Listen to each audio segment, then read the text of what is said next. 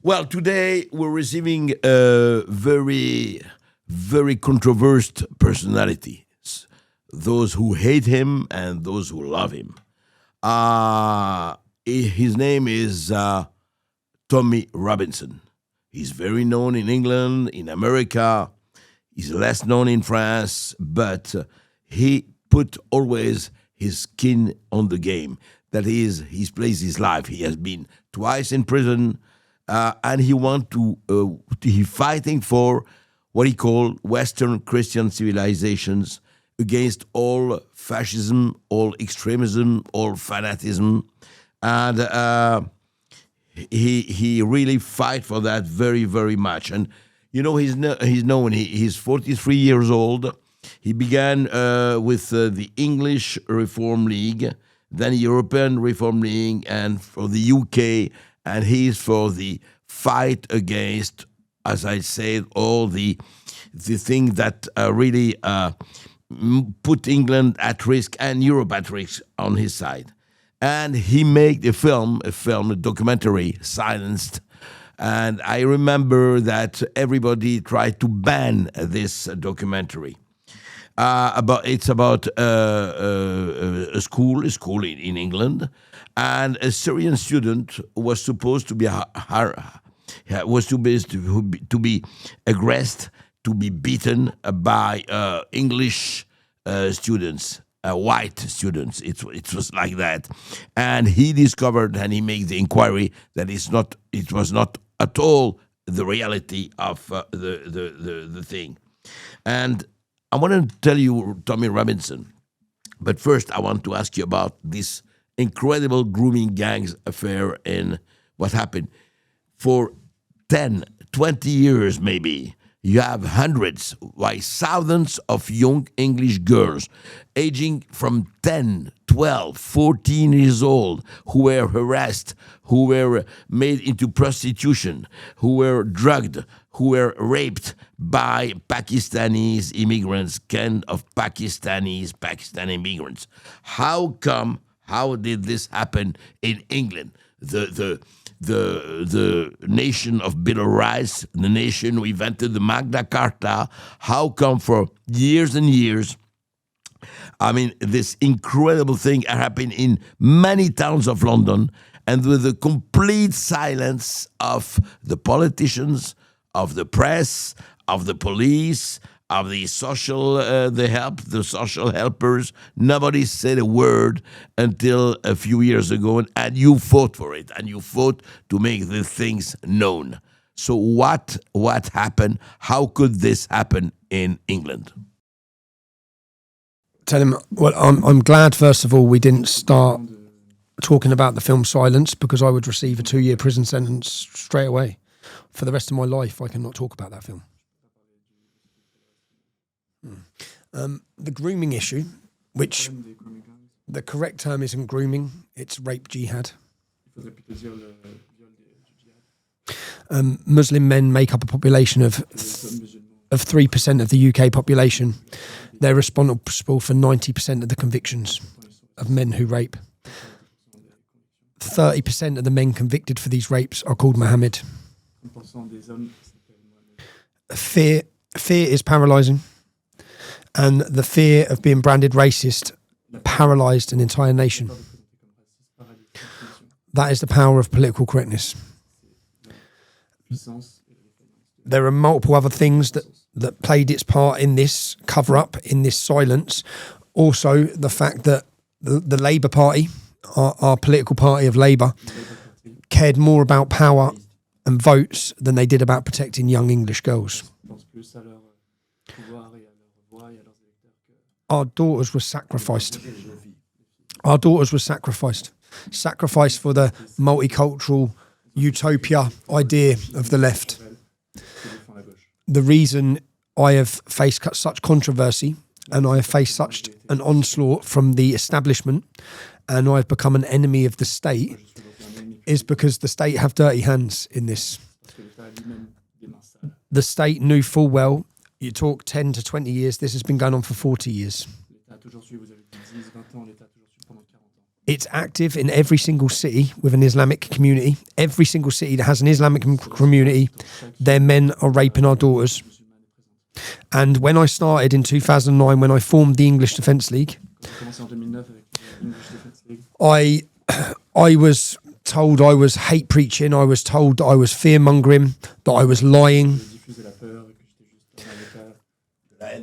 Now where we sit now in 2026, the public are fully aware I wasn't lying. I was telling the truth. If you draw a graph for the arrests for groups of Muslim men who were raping children, the biggest stain in British history, this is the biggest and darkest stain, because our government allowed it, our police allowed it, religious leaders allowed it, the media allowed it. All of them conspired together.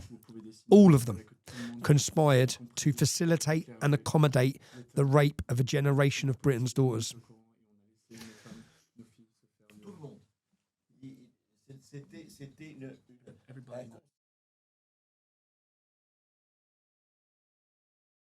Everybody consented, and I used to talk about it, but now we have city after city where we've had government investigations where the facts have come out that the police knew, they all knew, they all made a decision. The Home Office, the government, they viewed that these were child prostitutes. You have to understand that France has to understand this is happening in France. Don't kid yourselves. If you have Islamic communities, you have rape gangs who are targeting your daughters. Fact. The Moroccans are doing it in Holland. The Algerians, it's happening. It's real, yeah?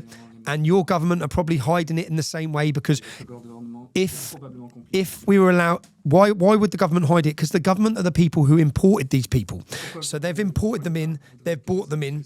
And if we were allowed to know the real problems that come with open border mass immigration, then it's to do with their policy failures.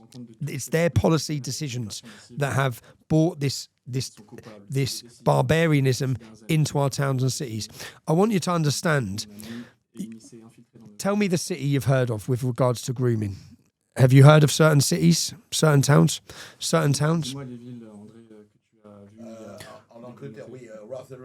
Okay. Okay, so let's look at those two cities. Rotherham has a 3.7% Muslim population. None there. Telford has a 1.7% Muslim population. There's none there. Yeah. So these two cities have been used as scapegoat cities because the problem was so bad that they had to deal with it. So they used the figures in these two cities. Now let's look at these two cities. Rotherham, 1,400 children were raped over a 16-year period. Yeah? From just 3.7% Muslim population. Telford, a 1.7% Muslim population, 1,000 children were raped and 5 have been murdered. 5 have been murdered in a small town. Yeah, 5 are dead. Now, Telford police identified 200 Muslim men who were involved in the rapes. From that 1.7% Muslim population, there's only 3,500 Muslims, 4,000 Muslims. When we get rid of the women and we get rid of the under 16s, we are left with approximately 1,000 Muslim men who fit the age bracket of the men involved in these rapes. Which means the police investigation identified 20% of the Muslim population of that town were raping children. 20%.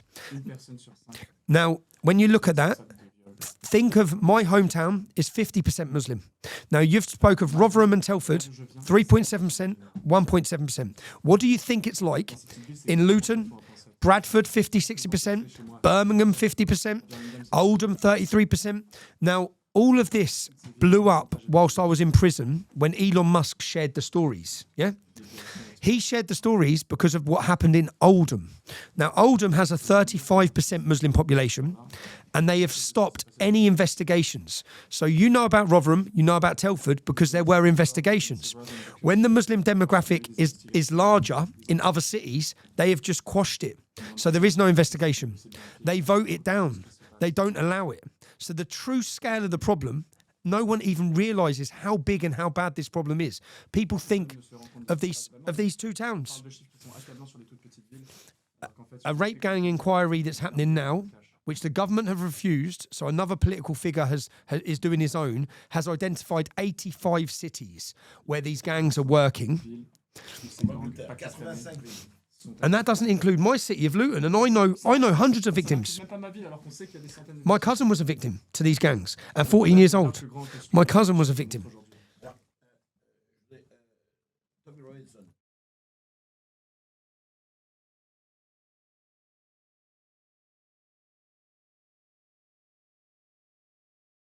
This is from government reports. It's not my opinion. This is not my opinion. I've done a 5-part documentary series called The Rape of Britain in Telford. I went to Telford and I met survivors, and I spent 18 months in that city. And I sat down with one victim, 2 victims, dozens of victims, and I interviewed them for 3 hours, 4 hours, 3 times, 4 times. And I built my own database of perpetrators and rapists. So the police, I'm going off the lower figure when I give you these numbers. I'm going off the police's number, which was 200 men. Yeah, I identified, off of 18 victims, I identified 264 names off of 18 victims. Now, that the police have said 1,000 victims and 200 men. An inquiry, not supported by the government, a solicitor-led inquiry identified 360 men. That's 36%. But the figure I gave you of 20% is the lower figure, because that's the proven figure by a police investigation. So these numbers are real. The world needs to know them. Let me tell you some of the crimes, yeah? And let me tell you how the government have continued to hide these crimes. When they had to make arrests, so when the English Defence League formed in 2009, if you draw a graph, there are no arrests. By 2010 and 2011, after thousands and tens of thousands of British men charged through the streets of our cities, screaming to the world about the rape of our daughters, we held placards, "Our daughters are not halal meat. Protect our daughters." The graph of arrests goes like this. So the police realised they could hide this crime no longer. So scapegoat cities like Rotherham, they began making arrests. And I've looked at the cities we went to. The English Defence League went here in 2009. The arrest happened in 2012. Here in 2010, the arrest happened afterwards, as we woke the cities up, as we brought it to the attention of the public. Now, the first court cases come, and say there was a 6-week trial in a city called Oxford, then the crimes of the men were played out, and they've started coming out to the public in the media. Yeah. For example, one girl, they took her tongue and they nailed it to a table, 12 years old.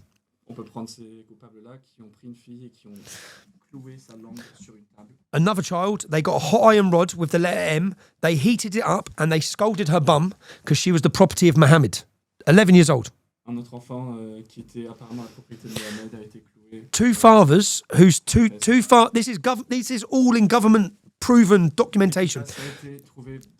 Two fathers whose 13-year-old daughters were in a house with 6 Muslim men raping them.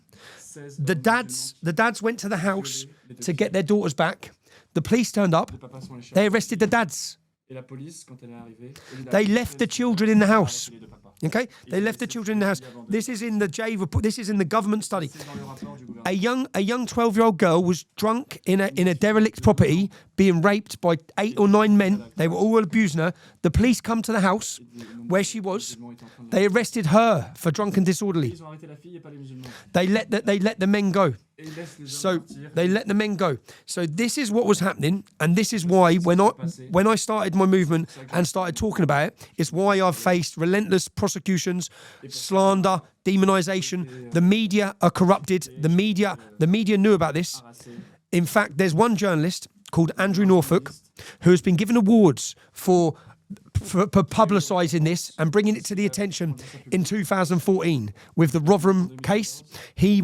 Andrew Norfolk was the lead journalist. Now, in his own words, he says he knew it was happening for so long, but he didn't want to report it, and he was scared to report it because it was the far right stream, Pakistani men raping white children. Yeah, it would have been qualified of extreme right, like, yeah. This, well, Tommy Robinson, the horrors that you're describing in this, what happened to thousands of girls with the grooming gangs in England, in a total silence, you know. And tell me, when you talk about Muslims, you know that you cannot put all the Muslims in the same bag. I mean, you can taste not all Muslims, far from it, are terrorists, rapists, and all this. You know, you can't say that. I mean, it's not right, and it's not true. Nobody said anything. Is it this? I mean, they're afraid to be qualified as racists, as extreme right, and everything. How come, really? I mean, we don't understand. That in France, the country, England, Great Britain, who had Churchill, the darkest hours, the only European country who resisted during World War II. Against the Nazis.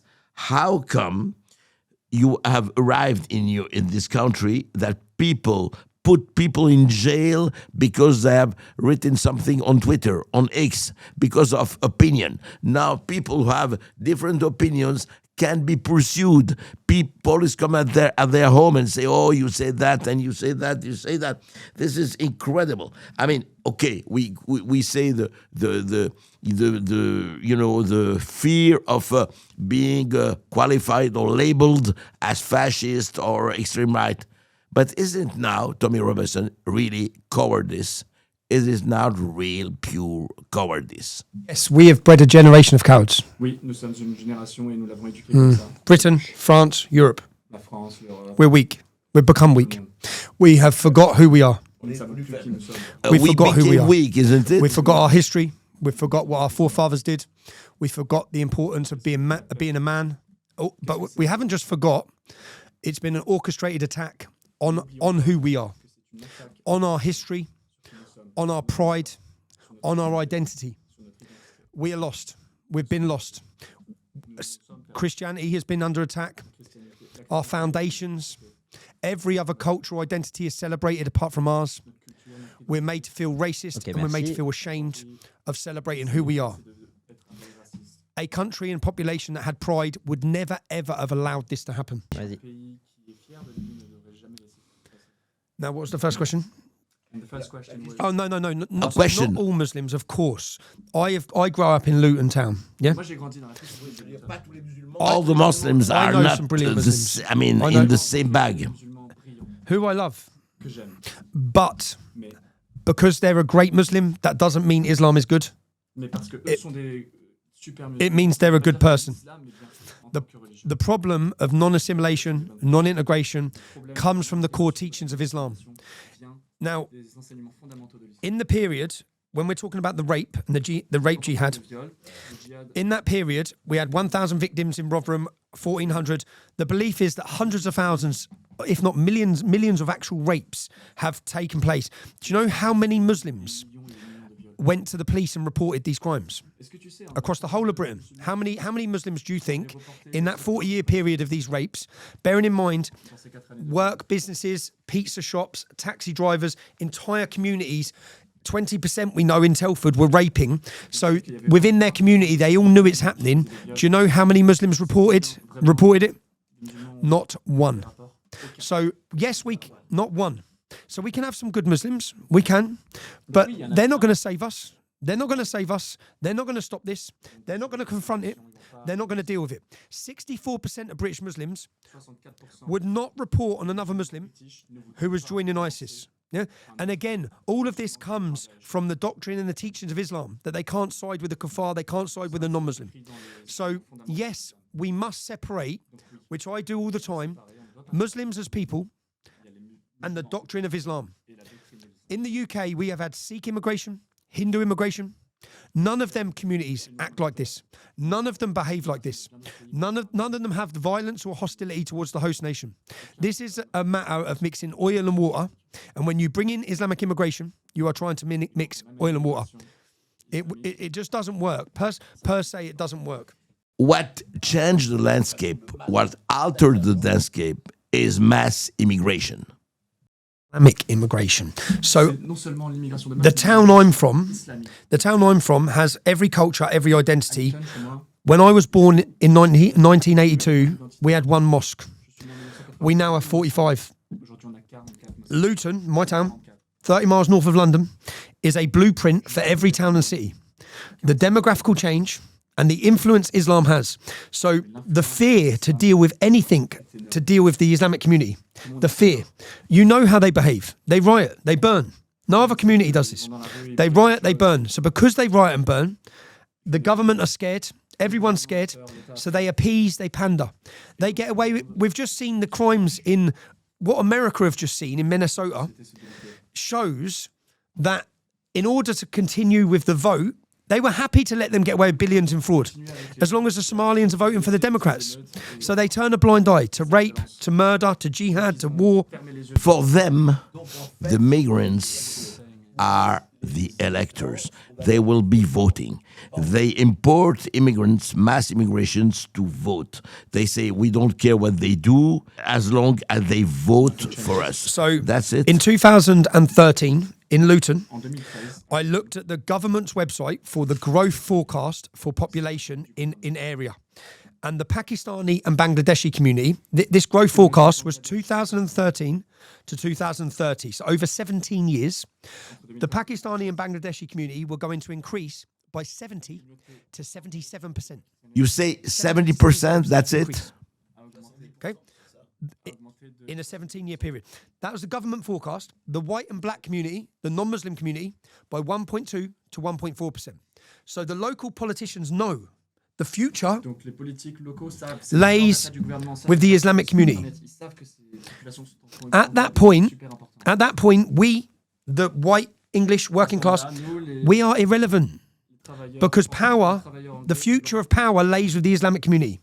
If the government were to deal, if the government were to try and deal with many of the problems from the Islamic community, they would lose votes. They all pander. They all pander. And the Islamic community will use democracy to end democracy. And they vote in a military fashion. They organise through the mosques. The leader of my council does a deal On a military way. with the leader of the council of mosques. 45 mosques, 50,000 votes. We're done. 45 mosquées, ça égale à 50 000 votes. The mosque acts as a command and control centre rather than a house of prayer. Tommy Robinson, what you're saying, what you're implying, that in English, England, France, maybe Germany, and I don't know, we are doomed. The è finita la commedia, the play is finished. The Western civilization, as you when you talk about it, the dice have been cast. We are finished. It's already the great replacement have won. We are finished. You think the game is over? No, I don't believe that at all. No. I believe that the left and the far left have had a revolution. We have watched a revolution of an attack on identity, weakening of the family, open border, mass immigration. That's been a successful far left revolution. What you're witnessing now is the counter-revolution. It's never too late, but we are in a race against time. For a decade, in the UK, I felt like I was hitting my head against a brick wall. No one wanted to listen.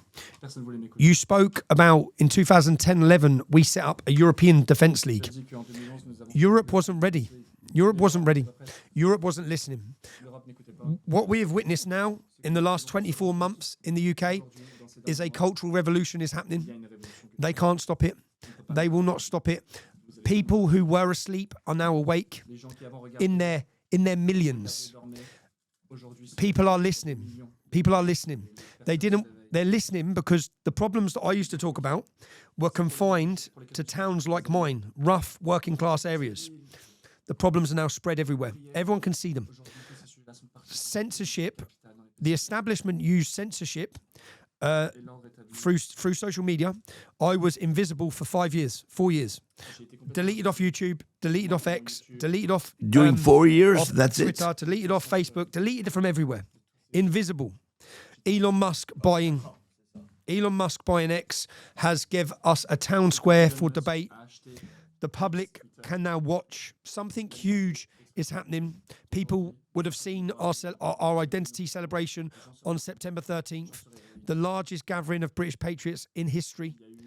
But if you look at the vote, I keep my eyes on France. I've watched Le Pen. I've watched the rise each time, and I'm waiting, and they keep stopping it. They all come together. They come together to prevent it. They can't prevent it forever. So whether it be the AFD, whether it be Vox, whether it be these parties, those parties are the solution. Borders are the solution. I think the future belongs to patriots. The election of Donald Trump in the United States, many Americans spoke about it was an election to save America. I believe Donald Trump's election was an election to save Western civilization. But there is no answer to Europe's problems without chaos. Because you know, and we know, and your viewers will know, when you elect a government that does what the people want, which is remigration of criminals, remigration of illegals, when you try doing what Donald Trump is doing now with ICE, when a European nation, whether it be France, Sweden, Germany, Britain, when they try that, Muslims will burn our nations. We know that. We know that. But we make a decision. We either hold up the white flag and surrender to demographical change, or we recognise the superior cultural civilization that we have. We fight for it. We defend it. There's 1,000 years. It's England's 1100th year anniversary next year. 1100 years of Christian England. Our leaders have gave it away in 60 or 70 years through weak cowardice. Unfortunately, anyone who's been involved in these politics, this was difficult to say. To talk about the Great Replacement was difficult and very hard. You face, as I said, in the UK, I face prison, you face jihad, you face attacks for exercising your speech. So many people have now come round to our way of thinking. There's so many more commentators. The reason I'm sat in here today is because a new media is building. This is the media that's important. You're talking UK, about the mainstream media, the legacy media, and we won't talk to them. We use... Yeah, they're gone. We purposely, on our first event on the 30th of June, we get VIP media invites to TikTokers, YouTubers, and podcasters. We hope to see, we're working now on a 4-year vision where we ourselves hope to build an army of citizen journalists, uncontrollable. And again, I describe channels like this as the new media. We are the new media, okay? And the more people watching this, we don't trust the media anymore. We know they're corrupt. We know the lies they've told. They all have dirty hands. When that swing happens from left to right, which we're witnessing now, when the British public, when the French public, when everyone realises what they've done to our nations, what they've done to the future of safety for our daughters, people are going to be furious and they're going to look to who they can trust. And the figures that have been hated, the figures that have faced attack, the figures that have faced persecution, whether it be the commentators or the political figures that stood up trying for decades to say what is going on, enough's enough, protect our culture, protect our identity, they're who the people are going to flock to for trust, because they know they didn't lie, they know they didn't bend a knee, they know they didn't surrender. Another question, Tommy Robinson. You were born in Luton. You're from the working class. Your parents were from the working class. Do you think these notion of left and right are still relevant? Don't you think the notion now the real struggle is between globalists and the people that want to first put forward their identity as a nation, as state, as a people, as a civilization. I mean, don't you think that we're on one side the globalists from like Soros, like Schwab, from Davos, like your Prime Minister Keir Starmer, like your King Charles? They're all, globalists. The word no borders, no nations. They like to make it right and left. On nous fait croire que c'est juste la gauche et la droite. I think many people take some things from the right and some things from the Il y left. a des choses à prendre de chaque côté. But they have actually made right wing a dirty word. Just right wing, Mais par contre, c'est juste la droite. not left wing.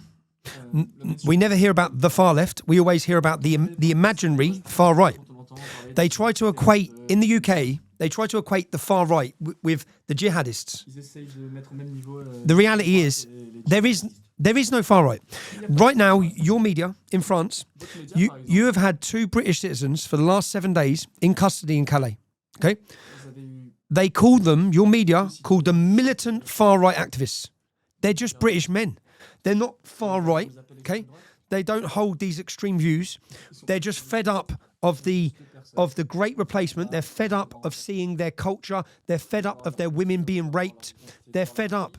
And the media in your country, the media in our country, they act as a weapon of the totalitarian state. We live in a post-free speech era. Anyone who thinks we have free speech in Europe is dreaming. When you try to exercise that free speech, and that's not just around Islam. You try to criticize Islam, they come for you. Transgenderism, they come for you. Even the vaccine, when COVID happened, people witnessed, they came for them. People celebrated us being removed from social media. But then those same people started seeing doctors and nurses be removed. And then there's a bigger picture.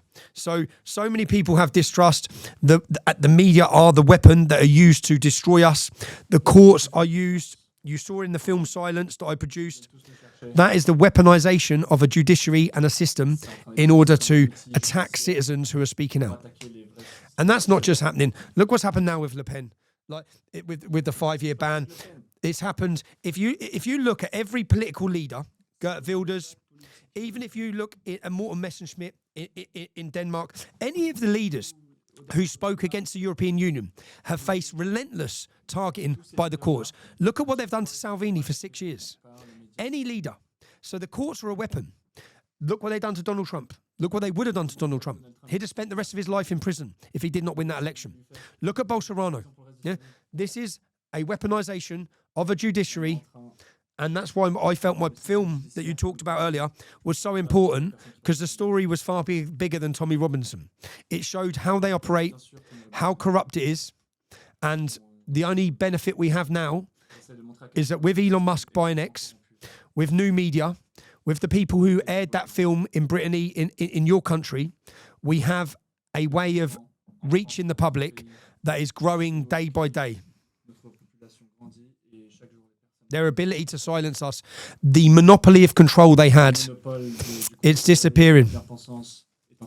And the fight back is well and truly on. Well, the question is, Tommy Robinson, to change this situation, will it pass by elections? Will it pass by the vote that you put another government, another, like what happened in United States, in Argentina, in Hungary, and all this? Will it pass by general elections and the changement of government? Or will it pass, let's say it, by war, by clashes, by civil war maybe or something? Will it be violent? Or will it be electoralist, will be legalist by way of elections and by voting? We need to use democracy to solve this problem, because if not, violence is coming anyway. You see the violence. We've had 19 last-minute terrorist attacks stopped by our security services in the last 5 years. Yeah? If all of those terrorist attacks would have been successful, we would realise we're in a war zone anyway. The Bataclan Theatre, the Paris attacks, you're in a war zone. Nice, you're in a war zone. Yeah, and your security services are stopping many of them as well. So we need new leaders. We need, the other problem we have, Keir Starmer's government were elected off of 9 million votes in the UK. How many? Keir Starmer? Keir Starmer's, his government were elected off 9 million Le votes, gouvernement a été élu grâce à 9 millions de votes. but 20 million people in Britain didn't vote. Mais il y a 20 millions de personnes qui sont absentes. Those people are so disillusioned with politics, they've been told that their vote doesn't matter, that their voice doesn't matter, which is why, for the last 2 years, with our formation of an organisation called the Unite the Kingdom, we seek to politicise the non-voter, to bring the non-voter in and give them back their sense of identity, give them back their culture, and give them a movement to belong in. They have broke down community in the UK. They're closing our pubs. They're closing our community centres. They want us to feel isolated and alone. They want us to feel like we're fringe. None of these views we're espousing now, none of these things we're talking about now are fringe views. They're mainstream. The majority feel the way we feel. The majority want an end to mass immigration.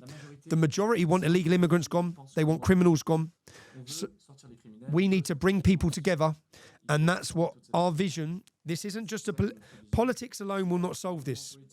It needs a political movement, a cultural movement, and a journalistic movement.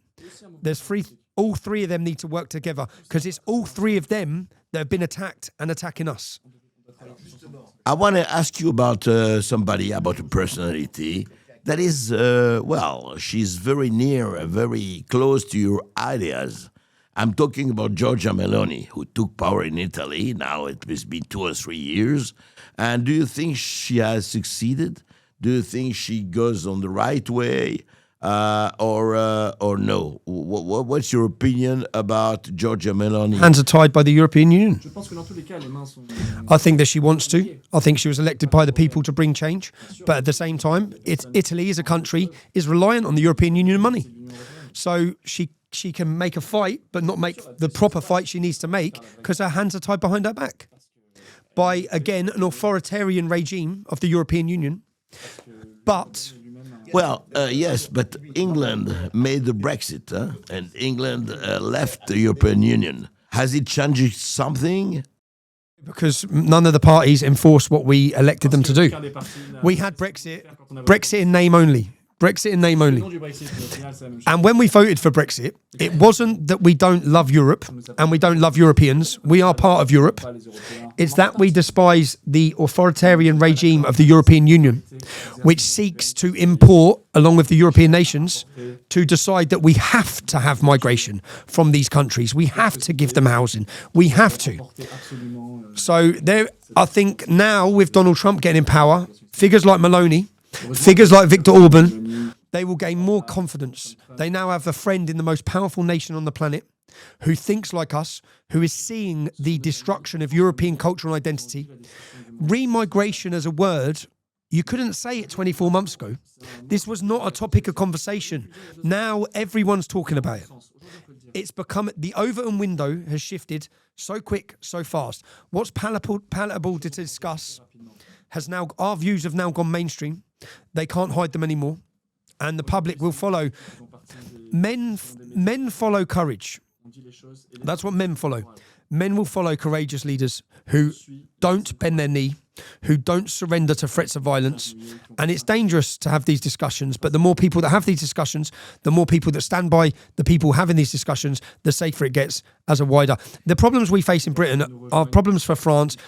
There's no borders to these problems. Tommy Robinson, who are they any very courageous leader, very audacious leaders existing now in Europe or elsewhere? I'd say that in the UK, Donald Trump is doing more, JD Vance is doing more, and Elon Musk are doing more for our free speech, for our culture and our identity than any of our leaders. And they're American. And they seem to care about our freedoms. Our leaders don't. And the problem is, through the indoctrination and the left-wing infiltration, through the march through the institutions, they have got the ear of the next generation and they're polluting the minds of them. We need a counter-revolution that's already started.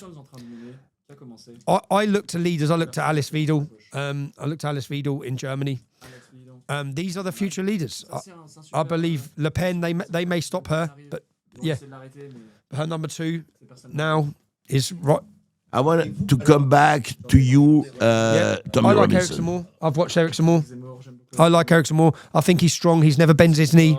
He's very clear on, and what he says is the solution. I've just met him before I've come here, but I like Wilders. Yeah, Viktor Orban has been a lone voice on his own, talking about this, talking about Christian civilization. What's the safest cities now in Europe? It's not Paris. It's not Paris. Okay, Warsaw, Budapest. These are the safest, and why? Why are they the safest? Because they didn't allow mass immigration. What is Macron? What should be Macron's job? Macron's job, Keir Starmer's job, is to protect the British public, to protect the French public. Through the immigration policy, they're not protecting you. They're handing you over. They're giving your women over. They're allowing crime. They're allowing rape. They don't care. They don't care. We need leaders that care. And those leaders are coming. Those leaders are coming. The future faces of Europe do not look like Macron, weak. They do not look like these people. So, well, the problem is now is, of course, and you heard about and you hear about Ursula von der Leyen and the European Commission. And they want, and Ursula said it loudly many times, they want to increase migrations. They want to increase the number of migrants, whether it comes from India or elsewhere. They say, for the sake of Europe, for the good sake of Europe, we must absolutely import thousands, if not millions, of migrants. When you take conscious of these migrant problems, and I must say that the first speech talking about that, it was in England, what is the House of Commons, Enoch Powell, in 1968, made a speech named Rivers of Blood, they say, and he talked 1968. What's your opinion about that? What's your reckoning, your remembrance? Okay. Well, we know what the European Union want, but unfortunately for them, we now have a friend in the White House, which gives us all, inspires us. If Donald Trump wasn't elected, I don't think I'd have the hope I have. We know that they are watching immigration. We know that they are watching the attack on free speech and the attempt to control our speech by the European Union and their leaders. And we know that he will be willing to use sanctions in order to stand up for free speech. So that's why I say the fight back is well and truly on for us all now. And now is the most pivotal moment in your history, in our history. We're going to lose our nations. We're going to lose our culture. We cannot be weak. We cannot be cowards, because the next generation of the French, the next generation of our children will never forgive us for handing away what we built as a civilization, to hand it away and go backwards. And what made me stand up? I didn't want to stand up. I was the same as the people watching this at home. I was scared. When I started my activism in 2009, I had 7 properties. I had 2 businesses. I could have moved away and pretended this problem wasn't happening. But I saw the problem because my town is plagued by it. Luton was named by the CIA as the epicenter for all terrorism in Europe. It was home of al-Mujahideen, now a prescribed terrorist organisation. Omar Bakri, Hook, Abu Hamza, some of the country's most feared terrorists. Their head office was in my town. So I grew up watching Salafists. I grew up watching and understanding Islam, jihad. When many people didn't know what this was, I knew. I had to. When we talk about terrorists and jihad, some people, it's a faraway thing. I queue up next to them in the bank. I went to school with men who went and died fighting in these battles. Men who have joined ISIS. I grew up with them. I was friends with them, before they converted and become jihadists. So my cousin was a victim to the grooming gangs. I saw so much terror. And then I made a decision in 2009 that if we do not stop this now, and I wish the government would have listened in 2009. Instead of listening, they decided to attack us, silence us, defame us, destroy us, rather than tackle the issue because they're too scared to deal with it. But as I said, we are running out of time. And when I started my activism, I used a fake name, Tommy Robinson, yeah, and I wore a mask. Yeah. So I used a pseudonym. Yeah, It's not your name, Tommy my Robinson. pseudonym, because I was scared, and I knew that when you talk about these problems, they're going to come for you.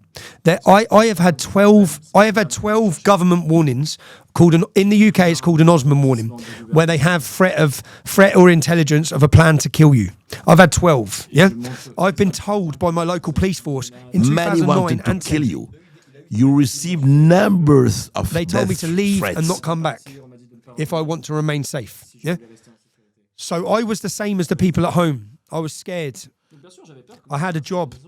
I didn't want to be the person standing up. But all of us has to ask, when we talk about what we've created as a generation of cowards, our forefathers in Britain, even now, look at Iran. Look at what's happening in Iran. In the UK, people are scared to come out and protest. They're scared. They whisper about these issues, or they did. They're scared to protest because they may get locked up. They may get called names. The Iranians, they're going to get killed. Tens of thousands of them, and they're still out protesting. I think that all of us should look to these people, look to their fight for freedom, and be inspired by their resistance, and recognise their courage. And all of us, unity is power. Together we are stronger. I hope to see, which I've been to it, what we did with the United Kingdom, I'd love to see replicated on the same day, on the same time, across all European capital cities. A show of resistance, which we have reached out to other European partners to see if we can build, not to protest against something, but a show of celebration of European cultural identity. France is a beautiful nation, and when I come to France, when I come to Paris, I want to experience French culture. I want to see French culture. I've been here this morning. I haven't seen any French culture. I haven't seen any French, really. I've not seen any French, really, when I've walked into certain parts of these cities. So we have to reverse. You're saying when you came at Gare du Nord in Paris, you didn't see any French? But if I go to Poland, I still see Polish culture. If I go to Hungary, I still see it. Czech Republic, I still see it.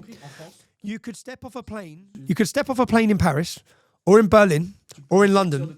If you blindfolded someone and you walked them into the street, they wouldn't know which country they're in. In fact, they probably think they're in Kashmir. This is not good. It's not diversity is not our strength. It's our weakness.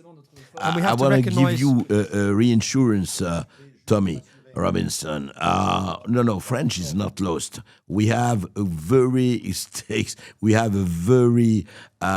important population and territory in France that are not going to relinquish their identity, and we're not losing completely France up until now. I don't know what will happen. But I wanted to ask you a question about unity. In England, are you prepared to unite, let's say, with the leader of Reform UK, Nigel Farage? Are you with him or not? Which has been very disappointed, has attacked us continually. Nigel's comments, these were Nigel's comments. By 2050, the Muslim community and Islam is going to become so powerful in Britain that we cannot alienate Islam. Now, when I hear that, that's a white flag. Because if you want to stop the Islamization of Britain, you're going to alienate Islam. If you want to tell the truth about the scale of the problem, you're going to alienate Islam. Now, if you don't want to alienate Islam, what are you going to do? You're going to side with Palestine over Israel? You're going to make decisions based on not wanting to alienate something rather than make decisions on what is right. I believe Nigel Farage will be pushed to our side. In fact, if you listen to what he's saying, he's changing his policies time and time again because he sees the growing swell of support we have on the streets and in working class communities and across Britain. So I want what's best for Britain, and I would work with anyone to achieve what's best for Britain.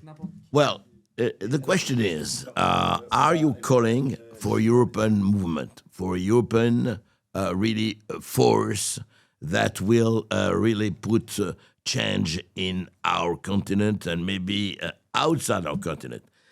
To be very precise, are you think that Javier Milei in Argentina, Nayib Bukele in Salvador, Viktor Orban in Hungary, Fico in Slovakia, Trump, of course, in the USA, all these people and all these forces, can they unite and can they really change the world landscape anyway, our landscape for the ideas that you are fighting for? You are fighting for these ideas.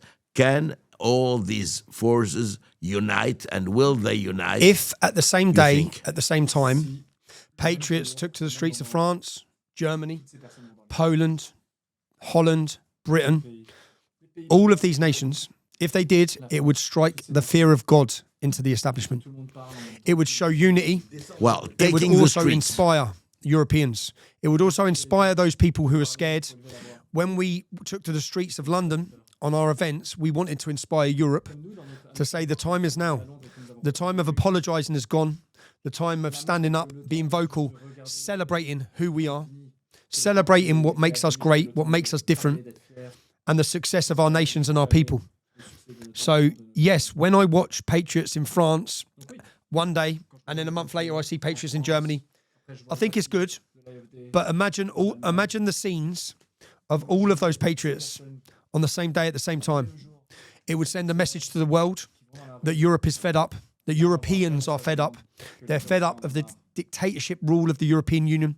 They're fed up of migration, and they want their countries back.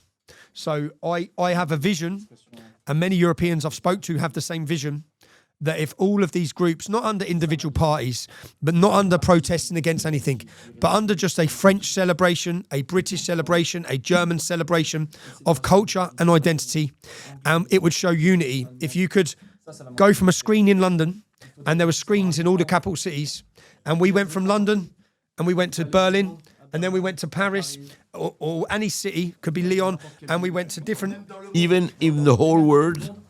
It would be our own European Live Aid, yeah? But it would strike the fear of God into the establishment who wanted to separate us, who wanted us isolated, who wanted our culture weakened, and we come out and celebrate our cultures and tell them this isn't going to work. We are unified as Europeans. We will fight together as Europeans, because this problem, they want the French hating the British, they want the British hating the French, they want this, yeah? And they want us weak. And the last thing they want is us unified. It's a difficult thing to try to pull off, but I think it would inspire so many in these nations. I think that it would give them hope, many that are losing hope on the future. And it would also show that Europe's now ready. Well, Alex, now I know our listeners are very eager to ask some questions to Tommy Robinson's. We are doing that now. But one question to Tommy. You have been 2 times, you have been jailed 2 times. What experience do you retire from this jail? I mean, you have been in jail for your ideas. What do you keep from this experience? Yeah. I told you that they had to start reporting on the gangs. And the crimes of the gangs were coming out in the media, because there was a 6-week trial and everyone was hearing what had happened. We could hear that the crimes were racially motivated, religiously motivated. For example, a Somalian in one of the rape trials said it was his religious duty to do this. Mohammed allows this. Yeah. What the government then did is put reporting restrictions on every one of these trials. No one's allowed to report. I was imprisoned in 2017 because I went outside a court case and I reported to the public, this is what they're hiding from you. Yeah. Again, this is all just continued cover-up. And they put him in jail for that. You have an 8-week trial. I was in prison for standing outside court and saying public information to the public. I got the judge let the rapists go home. One of them packed their suitcase and went to Pakistan. Parce que le juge a laissé ce I went to work as a reporter, and within 2 hours, I was serving a 13-month prison sentence. Et on m'a pris, on m'a embarqué en 2 heures. All of these actions by the state, whether it be the 13 months, whether it be the 18 months for the film, these actions were, the intention was to break us, to silence us. It's not broken us. It's not silenced us. It's galvanized us.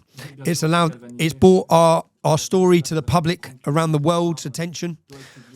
The last riots, last summer, the riots in the UK, after Axel Rudikabana murdered 3 young children and stabbed 7 others, there were riots. Now, the way the government dealt with it was to politicise and weaponise the judiciary, and they locked up people. You spoke about it earlier. In Britain, we see 12,000 people prosecuted every year for posts on social media. The government's intention, they locked up a lady called Lucy Connolly. Lucy Connolly's a mother who got 31 months in prison for a social media post that she deleted after 2 hours and apologised. No violence. No violence. They locked up. So that when they locked that mother up, the intention was to put fear into all British mothers to shut their mouths and be quiet. That backfired, and all they done was lit a fire in the heart of every British mother. Everything they've done to try and stop it is backfiring. People can see it now. People are coming together, and we all know, all of us, the topics of conversation you've had in your career and this channel, we know once your eyes are open, once you understand the problem we face, you can't close them. Many of us would have wanted to close our eyes because we're now stuck in this life and this struggle. So we know that our job has always been to open the public's eyes so they can understand what we understand, so they can see what we see. They understand that the future of our civilization, the future of our people, it's at a dangerous peril. It's at a breaking point. Yeah? And once their eyes are open, they can't close them. So that's what our job, my job, I see, all my power, and my position is to just let people know what I know and bring it to their attention. Well, okay, Alex. Now from your mic, you can hear it. There are some questions that our listeners want to ask you now. Yes, I can hear you. Alexandre Langlois will give you the questions. Now you can see me, I'm behind you, but I'm going to ask the question. First, are you planning to stand for next election? No, I don't. Not at the minute. I see that my power or my influence I want to have is through media.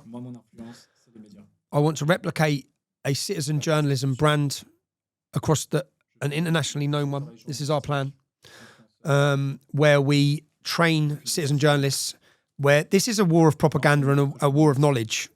We need to reach the public. It's what we call soft power. We need to reach the public. So we need as many sort of channels like this that are not influenced by government or corporations.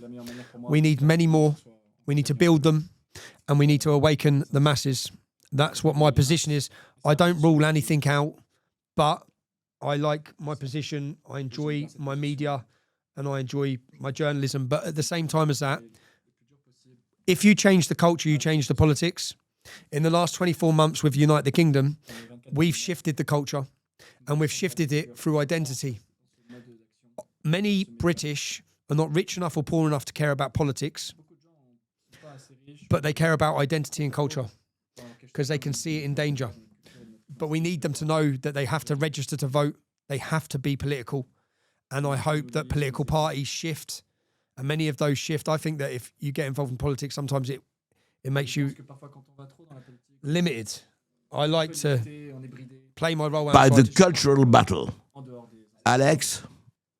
Why do you think British infrastructure, mainly hospital, are in such poor conditions? Because we have too many people. The hospitals, for example. We have too many people. Do the British community structures contribute in separating the ethnic groups? The structure. So community's been broken down and been weakened, and even now the closure of pubs.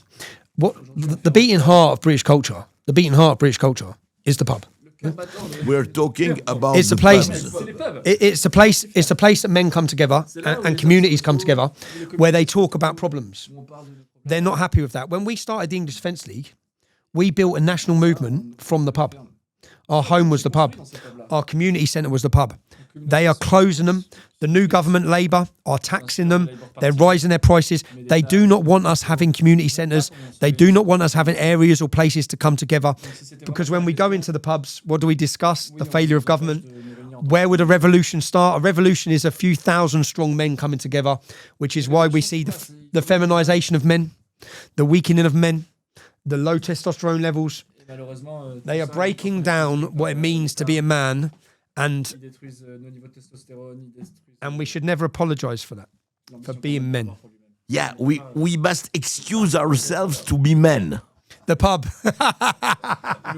To conclude, how could you advise the French people to avoid the error of Brexit if they want to choose Frexit? Well, I don't think you'd have the problem we had is that we elected someone to implement Brexit that didn't believe in Brexit. Le problème, c'est qu'on a élu quelqu'un pour faire le Brexit, et lui-même ne croyait pas au Brexit. And Nigel Farage worked all those years for Brexit. When he got the vote, he disappeared. A travaillé toutes ces années pour le Brexit, He disappeared. et une fois qu'il est élu, il a disparu. Et So- c'est le problème de la politique de manière générale, et ça justifie aussi mon point. The figures in France, I don't see doing that. I see them, Les figures en France, Padella, whether it be Le Pen. beaucoup à elle. But my message to the French would be, Mon message, there's no time like now. Now is the time. il y a pas Now à is the time. attendre des élections, attendre And- des choses, c'est maintenant, il faut sortir and dans la rue. This isn't this civilizational battle is not just in your country. It's in all of our countries. It affects all of us. As I said, unity is power, but the time to be apologetic has gone.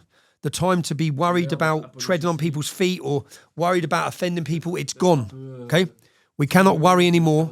We need to be proud, strong, courageous, and stand for France. Stand for what your forefathers built. Do not give it away. Like so many countries or nations, your leaders are intent on giving it away. They're handing your nation away. Elect leaders who stand for the Well, French. thank you. You know, now our listeners will react. They are reacting.